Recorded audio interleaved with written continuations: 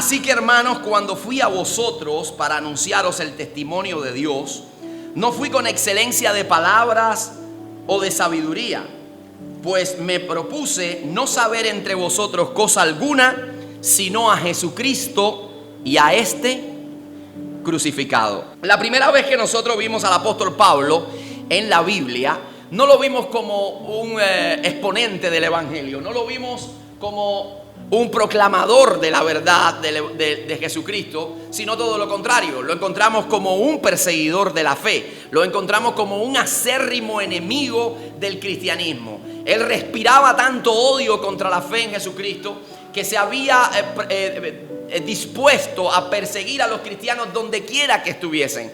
Así que él, por culpa de él, muchos cristianos sufrieron. Debido a él, muchas personas derramaron lágrimas. Muchos fueron encarcelados, muchos fueron torturados, muchos padres fueron separados de su familia debido a ese desbordante odio que respiraba este personaje llamado Saulo de Tarso. Así que lo que nunca pasó por la mente del apóstol Pablo fue que cuando él se metía con los cristianos y cuando él perseguía a los cristianos, no era una guerra que él le estaba declarando a los cristianos, sino era una guerra que él estaba declarando al mismo Dios. Así que fuera de todos sus pronósticos, en una ocasión cuando él estaba inmerso en su proyecto de cacería contra el cristianismo, se había dispuesto a ir a la ciudad de Damasco, y cuando iba a la ciudad de Damasco, lo que él nunca pensó era que el Dios de los cielos, el Cristo incomparable, el Cristo resucitado, se le atravesaría en el camino y él caería de rodillas allí, humillado, confesando su señorío, confesando la grandeza de Dios y dispuesto a obedecer a Dios sin ningún tipo de reserva. Por eso vamos a ver que en la vida del apóstol Pablo hubo un giro tan dramático, un giro de 180 grados. Su vida cambió dramáticamente. Él fue transformado, fue mudado en otro hombre, en otro individuo, porque de perseguidor, de una persona angustiada, una persona amargada, ahora lo vemos como un hombre lleno de gozo y que se sumerge en la obra de Dios, que se involucra en la obra de Dios al punto de dar su vida por ella, y comenzó a predicar el evangelio con una extraordinaria pasión.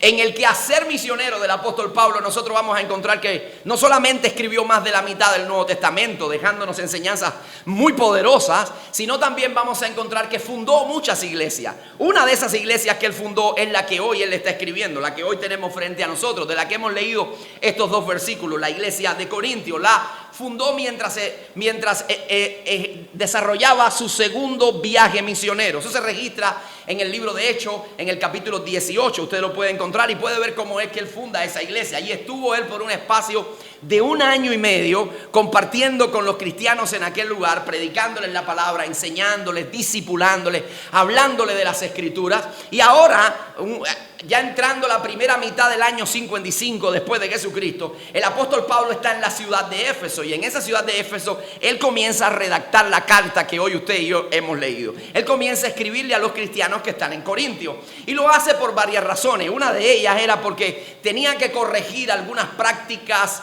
inmorales que habían en la iglesia. Algunos cristianos estaban muy descarriados, estaban muy confundidos, y el apóstol Pablo comienza a darles enseñanzas de cómo ellos deben proyectar su vida como hijos de Dios. Pero una de las cosas que me resalta aquí en el texto que hoy hemos leído y que me llama mucho la atención es que Pablo abre un paréntesis para una vez más hablar de cómo fue su entrada a aquel lugar, su primer intento de predicar el evangelio, o su intento de predicar el evangelio, intento victorioso porque lo logró predicar. Así que él le dice: cuando yo vine a ustedes, yo vine sin ningún tipo de excelencia de palabras, yo no vine auxiliándome de ningún tipo de filosofía, sino que lo hice presentando única y exclusivamente a Jesucristo y a este crucificado. Una de las cosas que Pablo pretendía con este paréntesis que él está hablando es exaltar el nombre del Señor. Él quería que Cristo fuese exaltado, pero algo más, que ellos recapitularan, que ellos entendieran la obra de Cristo, el amor de Cristo, y que entendieran de que Él, solamente Jesucristo, es la única fuente de salvación y vida. Jesucristo es la única fuente de salvación y vida. Y ese precisamente es mi primer punto en esta noche. Jesucristo es la única fuente de salvación y vida. Note cuando Pablo le habla. Miren, esta gente, estos cristianos, ellos vivían en una sociedad que estaba permeada de la cultura griega.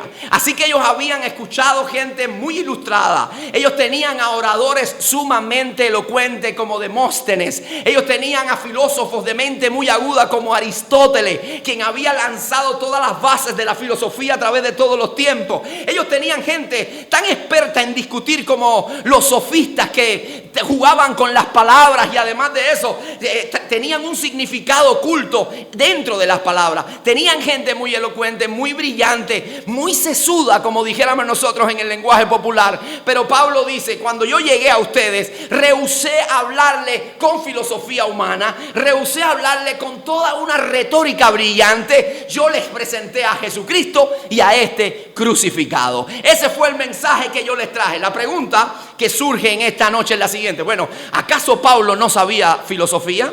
¿Acaso Pablo era un hombre de un razonamiento vano? ¿No era un hombre de un razonamiento profundo? Pues por supuesto que sí. Usted va a la Biblia y usted va a encontrar muchas de las enseñanzas de Pablo que son muy profundas, muy densas, enseñanzas extraordinarias. Pero Pablo les está diciendo: mire, aunque la filosofía pueda ser muy buena, aunque pueda ser muy útil la retórica y toda la brillantez en una homilía, nada de eso te puede dar vida, nada de eso te puede salvar, nada de eso te puede cambiar, nada de eso puede renovar tu corazón, nada de eso te puede liberar. ¿Por qué? Porque solamente Jesucristo te puede dar vida. La palabra de Dios lo testifica. Dice: porque solo hay un nombre en el cual podemos tener salvación, porque no hay un nombre bajo el cielo dado a los hombres en el cual podamos ser salvos, sino únicamente en el nombre de Jesucristo. No hay otro camino, no hay otra forma. Den un aplauso fuerte a Dios. Aleluya. Aún no, Lázaro, aún no. Así que Pablo le está diciendo: es muy útil, pero eso es improductivo. Así que yo vine con un mensaje simple, con un mensaje sencillo. Claro que es un mensaje que le explota la cabeza a los filósofos. Claro que es un mensaje tan argumentado que también los científicos tienen que hacer razonamientos profundos. Pero es tan sencillo también el mensaje del evangelio que hasta un niño lo puede comprender, porque es un mensaje que sale del mismo trono de Dios y se puede aplicar a todas las vidas, porque está diseñado para alcanzar a todas las vidas. Amén. Gloria a Dios. Así que Pablo le está diciendo: nadie te puede liberar. El único que puede hacerlo es Jesús. El único que puede transformar. Él es un testimonio. Él es un testimonio vivo de ellos, amado. Él era un hombre muy erudito, un hombre muy ilustrado, pero un amargado, una persona iracunda, una persona que no tenía propósito de vida. Y entonces en aquel camino a Damasco que hace un rato les mencioné, fue cuando su vida alcanzó propósito, cuando él se encontró con el Señor Jesucristo. Entonces es por eso que más tarde Pablo, cuando le vuelve a escribir a esta gente, a estos cristianos de Corintios, le dice: porque de modo que si alguno está en Cristo, nueva criatura es. Las cosas viejas pasaron, he aquí todas son hechas nuevas. Jesucristo nos libera, nos hace nueva criatura. Aleluya. Él nos puede transformar, Él nos da libertad. Cuando usted lee la Escritura, amados hermanos, usted va a encontrar que Cristo es el único que puede liberar. En el mismo ministerio del Señor Jesús, usted se va a encontrar una y otra vez cómo Él liberó a los cautivos. Usted se va a encontrar que había una mujer hacía 8 años encorvada en una sinagoga, que nada, ni la religión ni los médicos habían podido darle solución. Era un espíritu de enfermedad lo que había en ella. Jesucristo se paró en medio de la sinagoga, miró a aquella mujer porque nadie la había notado. Nadie le prestaba atención a la encorvadita del pueblo. Nadie le prestaba atención a esa mujer sufriente. Pero Jesús sí te ve donde nadie te ve. Jesús mira tu problema. Jesús mira tu situación. Y Él te observa, te llama y te dice: mujer, hombre, amigo, vecino, eres libre. E inmediatamente fue sanada, restaurada aquella mujer. Solamente Él nos puede liberar. La Biblia nos dice que si el Hijo nos libertare, seremos verdaderamente libres. Él pasó un mar, atravesó un mar para encontrarse con un hombre en Gadara que estaba endemoniado, amado. La Biblia no utiliza hipérboles, ahí es muy literal. Y dice que tenía una legión de demonios. ¿Usted sabe lo que era una legión? Una legión estaba constituida por 60 centurias. Así que eran 6,000 demonios lo que ese hombre tenía. Estaba poseído, estaba atormentado. De 6,000 a 4,000 demonios tenía ese hombre. Así que cuando Jesús llega a aquel lugar, solamente con la palabra que fluye de sus labios, aquel hombre encontró libertad. Aquel hombre fue renovado. ¿Por qué? Porque si el Hijo nos liberare, entonces seremos verdaderamente libres. Solamente Él nos transforma, solamente Él nos libera y solamente Jesús nos puede dar vida. Él lo declara. Él dice en la palabra que el diablo vino a este mundo, sí, para hurtar, para matar, para destruir. Pero dice Jesús, pero yo, el Hijo del Hombre, ha venido para darles vida y vida en abundancia. No hay filosofía que te pueda cambiar. No hay carrera universitaria que te pueda transformar. No hay suficiente argumento en este mundo que te pueda hacer otro. Solamente el poder está en Jesús. Solamente Dios te puede transformar. Así que el mensaje de la cruz es muy claro. El mensaje de la cruz nos dice, Él es suficiente. Pero el mensaje de la cruz también nos dice, nos habla alto, muy fuerte sobre nuestra pecaminosidad. Cuando nosotros vemos a Jesús ahí, amado, nos preguntamos, ¿pero por qué? Cuando usted estudia la vida de Jesús, usted va a los evangelios en el Nuevo Testamento, los primeros 4 libros son los 4 evangelios. Ahí está la vida de Jesús, desde su nacimiento hasta su resurrección. Y usted no va a encontrar pecado en Él. Tú siempre estuvo cumpliendo la ley, justo, santo, perfecto, nunca falló en nada. Sin embargo, está tomando el lugar de que le daban a los pecadores. Quienes estaban en una cruz no era por buena persona. Quienes estaban en una cruz era por viles, por personas delincuentes, por extorsionadores, por personas que creaban problemas en la sociedad. Él está en ese lugar, así que aflora la pregunta, ¿por qué y para qué Jesús está ahí? ¿Por qué Jesús, un hombre tan bueno, está en esa cruz del Calvario? ¿Por qué un hombre tan bueno está padeciendo? Bueno, pues le voy a dar la respuesta. Le voy a dar la respuesta, porque ese era el plan de Dios. Eso es lo que estaba agendado en el plan, en el proyecto divino. La cruz no es un fracaso. La cruz no es un intento fallido del reino. La cruz no es una derrota. Todo lo contrario, la cruz es una victoria. Era lo que Dios había prefijado desde la eternidad pasada.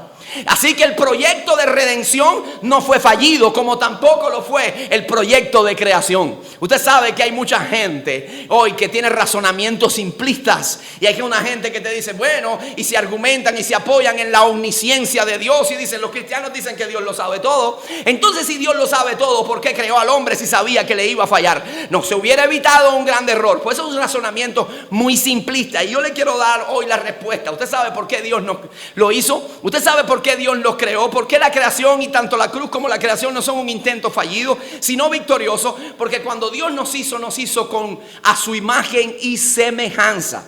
Dios nos hizo con voluntad, Dios nos hizo con inteligencia, Dios nos hizo con intelecto. Dios no te creó como un ser autómata, Dios no te creó como un robot, Dios no te creó como alguien que va a responder como zombie. No, Dios te creó con libre albedrío, con voluntad para decidir si lo amas o lo rechazas. Ese es el plan de Dios. Pero también Dios aún persiste en hacer al hombre. ¿Usted sabe por qué? Porque Dios nos amó primero. Dios nos amó primero. Pero no va a ser mi argumento lo que te va a dar respuesta en esta noche. Yo quiero que la misma palabra del Señor te hable. Y mira lo que dice el apóstol Pedro en su primera carta, en el capítulo 1, versículo 18. Dice, sabiendo que fuiste rescatado de vuestra vana manera de vivir, la cual recibiste de vuestros padres. No se le olvide eso. La cual recibiste de vuestros padres. Dice, no con cosas corruptibles como oro o plata, sino con la sangre preciosa de Cristo, como de un cordero sin manchas y sin contaminación. Dice que, me fui de hoja aquí. Dice, y destinado desde antes de la fundación del mundo, pero manifestado en los postreros tiempos. Ese era el plan de Dios. Dios así lo quiso. No había plan B, amado. Era un solo plan. Por eso Dios dijo, el hombre me va a fallar, pero el cordero, desde antes de crear al hombre, desde antes de que la tierra tome existencia, de que antes que los mares tomen lugar y los valles y los montes estén, ahí está el cordero inmolado y será manifestado en los postreros tiempos. Dios no falla y nunca fallará. ¿Cuántos creen eso? Dios nunca va a fallar, amado. Usted puede creerlo, usted puede estar tranquilo. Cuando usted va a la Escritura, usted va a ver continuamente en la Escritura, desde Génesis, en todo el Antiguo Testamento, usted va a ver que eso era el proyecto de Dios. Ese era el plan de Dios, que Jesús estuviera en esa cruz. Cuando vemos en el libro de Éxodo, no solo en Génesis, lo vemos en el libro de Éxodo, en la celebración de la Pascua, capítulo 12 del libro de Éxodo. Ahí Él los iba a liberar y le dijo al pueblo de Israel: celebren la Pascua y maten un cordero perfecto, un cordero sin contaminación y sin manchas. Y van a tomar la sangre de ese cordero y la van a untar en el dintel de las puertas. Y cuando yo mande el juicio y el ángel de la muerte comience a recorrer las tierras de Egipto, entonces donde esté la marca de la sangre, el ángel de la muerte no afectará a esa familia, sino que esa familia va a ser liberada. Por eso nosotros nos vamos a encontrar que cientos de años después, Juan el Bautista está bautizando y proclamando el arrepentimiento y el bautismo y la humillación delante de Dios. Y cuando está allí en su tarea, ve a Jesucristo que se acerca y entonces da la declaración más grande de todo el universo. Dice: he aquí el Cordero de Dios que quita el pecado del mundo. Este es el Cordero de que estaba allá en Éxodo 12. Este es el Cordero que quita. Admírenlo, es lo que está diciendo el apóstol Juan. Mírenlo, disfrútenlo por su determinación, por su obediencia, por su fe, por la obra que ha de hacer por nosotros. Eso es lo que está diciendo el apóstol Juan. Juan, el que bautizaba en el río Jordán. Escúcheme, amado hermano. Él tomó nuestro lugar. Escúcheme, amigo que está aquí en esta noche. Él tomó nuestro lugar. Jesucristo estuvo en el lugar que pertenecía a cada uno de nosotros. Claro que Él era inocente, pero toda la ira de Dios fue descargada sobre su vida. Todo el juicio de Dios fue descargado sobre Él, porque quienes debían estar en ese sitio éramos nosotros. Quienes debíamos estar en esa cruz suspendidos por nuestras transgresiones, por nuestros malos pensamientos, por nuestras malas acciones, porque realmente no somos buenos, no hay ni tan siquiera uno. Era tú y yo, pero Él tomó nuestro lugar. Él tomó nuestro lugar. Ese era el plan. Tomó nuestro lugar para que tú y yo fuéramos declarados justos por la obra en la cruz. Toda la ira divina se vertió sobre Él. Hace unos días yo le pasé por el grupo de WhatsApp de la iglesia, le pasé un libro a la iglesia. Los 3 días que cambiaron la historia. Y algunos seguramente lo han leído. Son libros que hablan de esta semana, la semana mayor, la semana de la pasión.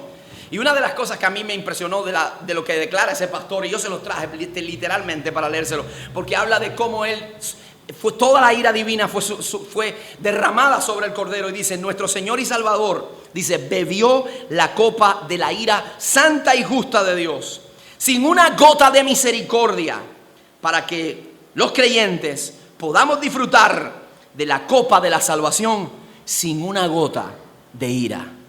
Sin una gota de ira. Él tomó nuestro lugar. El lugar que nos pertenecía a ti y a mí. Y algunos dicen: sí, pastor, pero yo no soy pecador. Eso es para los asesinos. Eso es para la gente mala. Eso es para los malos esposos, malos padres, malos hijos, para los ladrones, para los mentirosos, para los matricidas, para los parricidas. Eso es para esa gente. Yo no. Yo soy buen hijo, yo soy buen esposo, yo soy... Escúchame, por eso te dije que te acordaras del texto que hace un rato leímos. Dice que la heredamos de nuestros padres, esa concupiscencia. La heredaste de tus padres, algo que está intrínseco en tu personalidad, en tu vida. Es parte de tu naturaleza. Por eso la Escritura dice: por cuanto todos pecaron, están destituidos de la gloria de Dios. No hay una sola persona justa en este mundo. La única justicia que tú y yo podamos tener es la que nos es imputada por Jesucristo. Pero lo que nosotros verdaderamente merecemos es el más severo de los castigos. Usted y yo lo que merecemos es el más severo juicio, es la muerte. La Biblia dice que la paga del pecado es la muerte, y precisamente eso fue lo que pagó Jesús. Él murió en la cruz del Calvario para pagar por nuestros pecados. Un hombre tan ilustrado como Nicodemo, ¿recuerdan? Nicodemo sabía la ley, era un hombre con altos estándares de moralidad. Sin embargo, Jesús, cuando tiene una entrevista con él, le dice: Nicodemo, de nada te sirve eso, de nada te sirve tus códigos de moralidad. De nada te sirve ser buen esposo, de nada te sirve ser buen hijo, si no tienes una relación conmigo. Mira, Nicodemo, te es necesario nacer de nuevo para entrar al reino. Tienes que tener un cambio para entrar al reino de Dios. Tienes que nacer de nuevo, tienes que ser transformado. No basta con una vida de moralidad, no basta con nada de eso, amados. necesitamos tener un encuentro con Dios. Por eso el Evangelio, amados, es una buena noticia. Por esa razón. ¿Usted sabe por qué el Evangelio es una buena noticia? Porque está precedido de una muy mala noticia. Porque para que sea una buena noticia tienes que entender de que estás perdido, de que no hay forma de salvarte. Y entonces cuando entiendes esa realidad dices, wow, la noticia es buena. Por eso el texto que leí de Romanos, que le cité de Romanos 6:23, que dice, la paga del pecado es la muerte, más la dádiva de Dios es vida eterna en Cristo Jesús. Aleluya. Más la dádiva de Dios es vida eterna en Cristo Jesús. Ese es el mensaje de la cruz. Nos habla de nuestro pecado, nos habla de nuestra insuficiencia, pero nos dice que alguien tomó nuestro lugar. El mensaje de la cruz también nos habla de su fidelidad y de su inmenso amor. Amados, cuando nosotros vemos a Jesús allí suspendido en esa cruz, usted sabe que Él no está allí por la casualidad. Eso fue lo que se profetizó en Génesis capítulo 3, versículo 15. Se dijo que la serpiente iba a herir a la simiente de la mujer en el carcañal, pero la simiente de la mujer la iba a herir ¿dónde? En la cabeza. Después de eso nosotros vemos que el apóstol Pablo dice que él, despojando a los principados y a las potestades, los exhibió públicamente, triunfando sobre ellos en la cruz del Calvario. Esa palabra que fue dada en el comienzo, en el libro de Génesis, Dios fue fiel en cumplirla hace más de 2000 años en la persona de Jesús. Hoy estamos aquí por eso. Por eso nosotros hoy podemos saber que cuando Dios está muriendo en la cruz del Calvario, cuando Jesús está suspendido ahí, se está cumpliendo una de las promesas. Él es fiel en cumplir todas sus promesas. La Biblia nos dice, el apóstol Pablo, que el pecado entró en el mundo por un hombre, y por un hombre entró la muerte, y por un hombre entró la resurrección. Así que como en Adán todos somos muertos, dice, en Cristo todos somos vivificados. En Cristo todos somos vivificados. Esa es la promesa que alcanza cumplimiento en la persona de Jesús. Cuando Dios promete, cumple. Hay gente que te promete y no te puede cumplir lo que te promete, Hay gente que te promete villas y castillas, que te dibuja un castillo en el aire, pero no puede. Una es porque quizás su tendencia al mal, su concupiscencia que hay en su corazón lo impulsa a la falsedad, y por eso promete y luego no cumple. Otros por falta de recursos, no hay potencialidades en ellos para resolver tu problema y para prometerte y para cumplirte, lo que se te prometió. ¿Por qué? Porque hay cosas que se nos escapan de las manos. Pero qué bueno que con Dios no es así, porque Dios lo que Él cumple, lo que Él promete, Él es poderoso para cumplirlo. Lo que Él promete, Él es fiel para cumplirlo. Lo que Él promete, nadie lo puede estorbar. Él lo va a cumplir a cabalidad, con eficacia, con excelencia. Él no es hombre para que mienta, ni hijo de hombre para que se arrepienta. Así es nuestro Dios todopoderoso. Cuando usted va a la Escritura, usted va a encontrar que se prometió en Génesis a un Salvador, y lo está viendo en la cruz del Calvario. Usted va a ver que le prometió a Abraham que de sus lomos saldría una familia, que serían bendecidas todas las familias de la tierra, y sería una multitud tan grande, la familia de la fe, que ni las estrellas del cielo podrían ser contadas. Eso se cumplió. Eso lo vimos con su cumplimiento. Vimos cuando le dijo al pueblo de Israel que saldrían de esa tierra donde estaban cautivos en Egipto, pero Él los llevaría a una nación donde fluye leche y miel, la tierra prometida. Y así lo hizo Dios. Los guió por todo el desierto, protegiéndolos y guardándoles. Columna de fuego, columna de nube, alimento del cielo, maná, agua de la roca, hasta que entraron a la tierra que Dios les había prometido. ¿Por qué? Porque Dios cumple lo que promete. Dios nos prometió, cuando lo vemos en el ministerio, en su propio ministerio, 3 años ahí, que le dijo a sus discípulos, yo voy a morir, yo me voy a morir, yo voy a ser suspendido en una cruz. Y muchas veces ni lo entendían, amado. Y así sucedió, pero Él le dijo, al tercer día me levantaré de los muertos victorioso. Y como yo vivo, ustedes también vivirán. Aleluya. Y esa promesa fue cumplida. Y en unos días, nosotros en unas horas estaremos celebrando la gran resurrección de Jesucristo. Que por esa resurrección usted y yo vivimos también. Porque Él vive, como dice el himno, viviré también mañana. Porque yo sé que el futuro es suyo. Yo sé que Él vive y que reina por siempre. Amado, qué bueno. Y entonces ese expediente tan precioso, ese expediente que no tiene una mancha, ese expediente donde veo cada momento el cumplimiento de las promesas, que Él es un Dios fiel. Entonces, amado, yo puedo estar tranquilo confiando de que hay una promesa que está por cumplirse y sé que va a venir. Y es que Jesucristo dijo, así como me ven irme a los cielos, me van a ver regresar. Jesucristo viene por su iglesia. Jesucristo viene a buscarnos. Ahora va a venir victorioso. Ahora va a venir en un caballo blanco. Ahora es el alfa y el omega, que reina por los siglos, y nos va a venir a buscar. Y tenemos que estar preparados, amado. Tenemos que estar preparados para ese encuentro. Tenemos que estar preparados para ese glorioso momento que ha de llegar. La cruz nos dice que Él es fiel. La cruz nos habla de su inmenso amor. Nadie como Él. Nadie te ha amado como te ama Dios, amado. Escucha, el amor de Dios es sin ningún tipo de condición. Usted va a ver que muchas de las promesas que Dios trae en su palabra son condicionadas, Si me obedeces, cumples mis mandamientos, yo derramaré bendiciones, yo te haré prosperar, Y están muchas de esas promesas condicionadas a la fe y a la obediencia. Pero el amor de Dios no está condicionado a nada. Tú no tienes que portarte bien para que Dios te ame. Tú no tienes que ser bueno para que Dios te ame. Dios te ama igual. Dios te ama como quiera. Su amor es sin condiciones. Dios te ama y punto. Así es Dios. Mas Dios muestra su amor en que siendo nosotros pecadores, Cristo murió por nosotros. Ese es el amor de Dios. Porque de tal manera amó Dios al mundo que ha dado a su Hijo unigénito, para que todo aquel que en Él cree no se pierda, mas tenga vida eterna. Ese es el amor de Dios. Ese es el inmenso amor de Dios. Nadie en este mundo te ama así. Nadie en este mundo te puede amar de esa manera. Ni tu mamá ni tu papá. Dios sobrepasa ese amor. Porque incluso pueden haber casos extremos donde madres abandonen a sus hijos. Y hemos visto esas noticias, las hemos escuchado. ¿Sí? ¿Lo han escuchado? Pero usted sabe lo que dice la Biblia. Aunque tu madre y tu padre te dejaren, con todo Jehová te recogerá. Su amor es más grande, su amor es mayor. Al punto de dar su vida por ti. Hace unos días leía una ilustración interesante porque fue un acontecimiento que sucedió en uno de los lugares, en una zona de Arizona.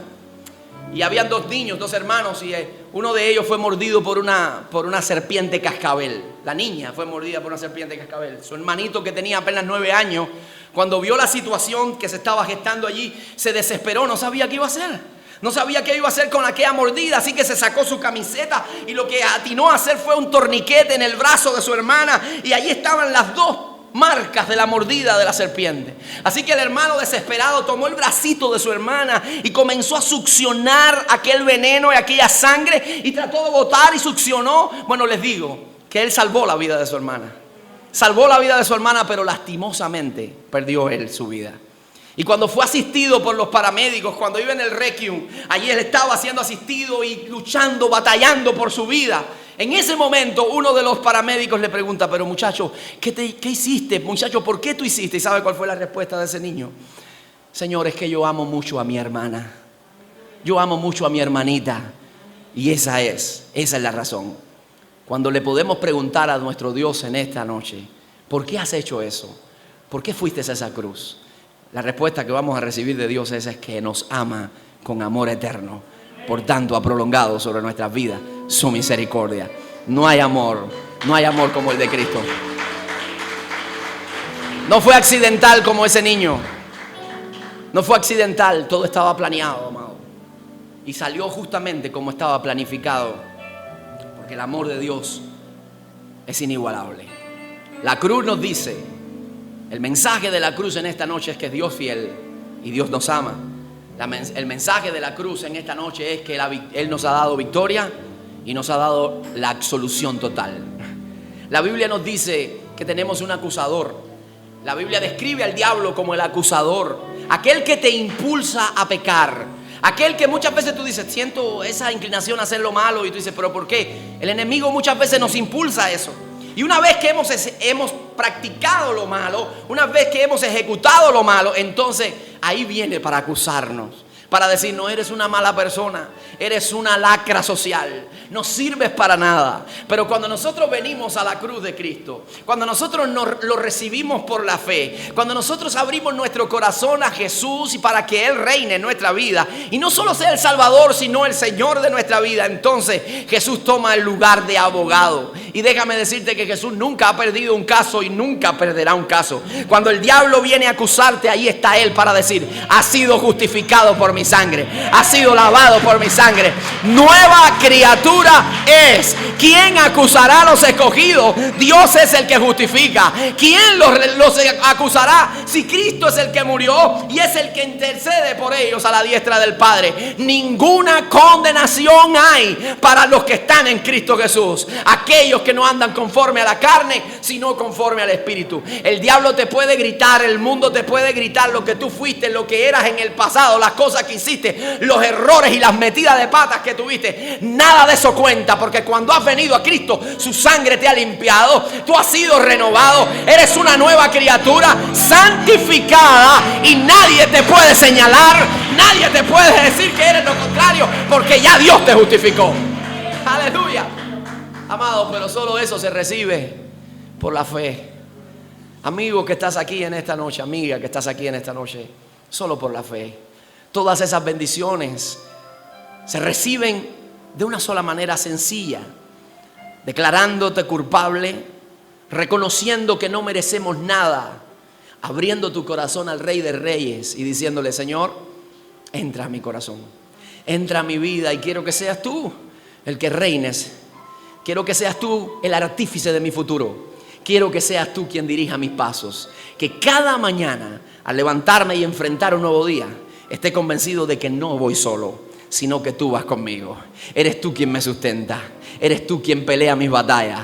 Y cuando tenga que partir de este mundo, voy a estar convencido que el primer rostro que veré será el tuyo, Señor, donde hay plenitud de gozo y delicias a tu diestra para siempre. Yo quiero hacer un llamado a ti que has venido por primera vez, a los que quizás ya llevan días viniendo, pero que nunca han hecho esta oración diciéndole: Jesús, yo quiero que vengas aquí a mi vida, yo quiero que reines en mi corazón. Así que yo le voy a pedir a todos, por favor, que cierren sus ojos, y no quiero que alguno se sienta presionado, pero es para ti. No te vayas en esta noche de este lugar sin recibir esta gran bendición. No te vayas en esta noche de este lugar sin recibir la vida eterna en Cristo Jesús. Vete con la convicción de que Él te ama. Vete con la convicción de que Él está contigo. Vete con la convicción de que estás escrito tu nombre en el libro de la vida. Así que si hay alguna persona en esta noche que quiere decirle: Jesús, ven a mi corazón, yo quiero que tú me levantes tu mano allí desde el banco donde tú estás, y yo voy a tener una oración por ti. Yo quiero orar por ti. Así que si hay alguna persona que hoy le quiere decir: Jesús, entra a mi vida, Dios te bendiga esa mano que se levanta, Dios te bendiga esa mano que se levanta. Alguien que nunca lo haya hecho, Dios le bendiga esa mano, Dios le bendiga esa mano.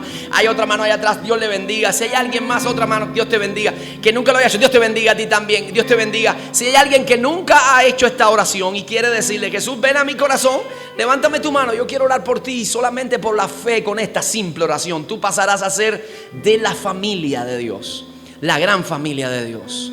Te voy a pedir a ti que levantaste esa mano sin ningún tipo de pena, ponte de pie, por favor, voy a orar por ti. Ponte de pie, ahí donde es tu banco, ponte de pie. Ponte de pie y quiero que repitas conmigo esta oración. Repite conmigo esta oración: Señor Jesús, perdona mis pecados, perdona mis faltas, mis errores. Escribe, Señor, mi nombre en el libro de la vida. Acéptame como tu hijo, como tu hija. Gracias por lo que has hecho. Y creo que el sacrificio en la cruz fue por mí, por amor a mí. Gracias te doy en el nombre de Jesús. Amén y amén. Gloria a Dios. Denle un aplauso a estas vidas, por favor, que han... ¡Aleluya!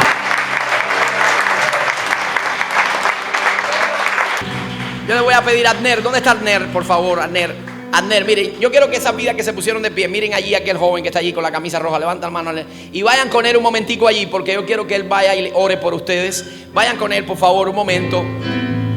Vayan con él y él va a orar por ustedes. Y yo le voy a pedir entonces a los que quedamos aquí que nos pongamos de pie.